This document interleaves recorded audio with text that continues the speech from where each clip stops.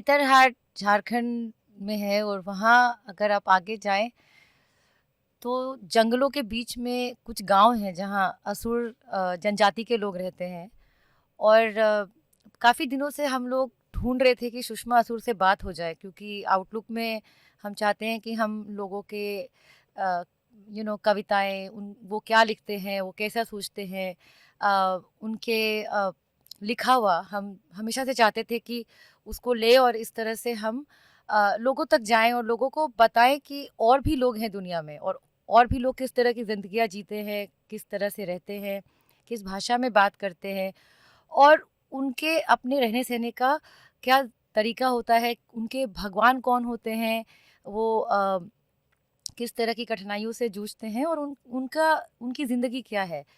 तो सुषमा असुर से मिलने हम जब गए झारखंड में, उनके गांव का नाम है सकुआ पानी, और हमने उनकी कुछ कविताएं पढ़ी थी, और वो कविताएं उनकी ट्रांसलेट होके आई थी। वो असुरी में लिखती हैं, हिंदी भी जानती हैं, और अब उन्होंने अभी डिस्टेंट एजुकेशन से अपना बीए किया है, और गांव में ही रहती हैं। और उनका हमने इंटरव्यू किया, क्योंकि काफ़ी लोग कहते हैं कि ये उन वो महिषासुर के वंशज हैं और दशहरा नहीं मनाते हैं। हालांकि ये क्वेश्चन गलत है, क्योंकि वो हिंदू नहीं है, वो सरना है, और उनकी जो जनजाति है वो आदिम जनजाति है। और अब शायद उसमें 2 ही हज़ार लोग हैं जो असुरी भाषा बोलते हैं, और काफ़ी जो लोग हैं वो 10,000 20,000 की आबादी बच गई है उनकी। काफ़ी लोग माइग्रेट कर चुके हैं, गांव में नहीं रहते। लेकिन हर तरह के लोग होते हैं, उनके एक अपने ट्रेडिशन होता है, कल्चर होता है। और सुषमा सुर शायद अपने अपने ट्राइब में शायद एक अकेली ऐसी हैं जो अपने कल्चर को बचाने के लिए, क्योंकि वो उनका जो कहानियाँ थी, उनकी जो कविताएं थी, उनके जो गाने थे, वो हमेशा लिखे नहीं गए, ओरली उनको बताया गया उनको। तो उनकी अपनी माँ ने उनको जो कहानियाँ बताई थी, और वो जो झरने में जाते थे पानी लेने के लिए, जंगलों से गुजरते थे, और वो जंगलों के गाने गाते थे, पहाड़ों के लिए गाने गाते थे।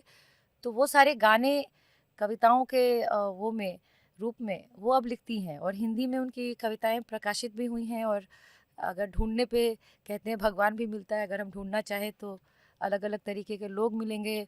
और शायद उनको जानने से हम उनकी हमारी जो प्रतिक्रिया है उनके तरफ, शायद वो ख़त्म हो जाए। उस तरह से हम उनको उस तरह से ना देखें जैसे हमें बताया गया है देखने के लिए, या अभी जो देश में जैसे हो रहा है कि हर दूसरा आदमी हमारे लिए खतरा है या हमारे से अलग है। क्योंकि अलग होना बुरी बात नहीं होती, अलग होना बहुत सुंदर चीज़ है। सो सुषमा सुर की कुछ एक कविता थी जो उन्होंने मुझे अपने घर पे पढ़ के सुनाई थी। इसका नाम है असुर पुरखा स्मरण।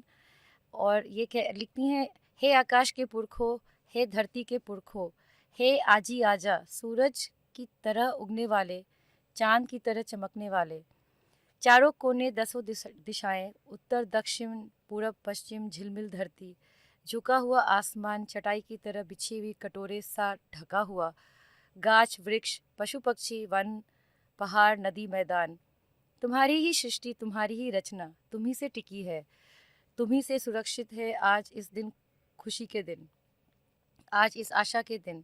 हम तुम्हारी संतान, हम तुम्हारे बच्चे, हम तुम्हें बुलाते हैं, हम तुम्हें गुहारते हैं, हमारे संग बैठ लो, हमारे संग बतिया लो, एक दोना हरिया एक पत्तल तहरी भात। ये कहती हैं, ये सुषमा जी लिखती हैं। और जब हमने ये रामायण इशू में, जिसमें हमने अलग अलग लोगों से उनके राम के बारे में जानने की कोशिश की, उनके रामायण के बारे में जानने की कोशिश की, तो हम वहाँ भी गए, और उनकी कहानी है इस अंक में।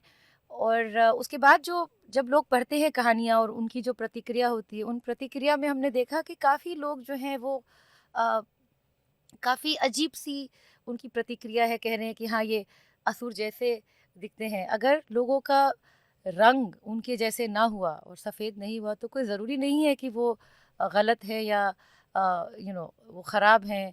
और लोग ये भी कह रहे हैं कि रावण जो है वो ब्राह्मण था, और बट रावण की माँ कैकसा थी। और ये जो चीज़ है कि हम या तो वो हमसे अलग है, या अगर अलग है तो हम उसको अपने में ले आए, वो होना नहीं चाहिए। क्योंकि अलग है तो वो भी अच्छा है और हम साथ में रह सकते हैं। इसलिए आप प्लीज़ आउटलुक पढ़ें और सुषमा असुर और इस तरह के लोगों की कविताएँ पढ़ें, उनकी रचना को पढ़ें और जानें और समझें कि लोग हमारे से विभिन्न भी हैं। Thank you.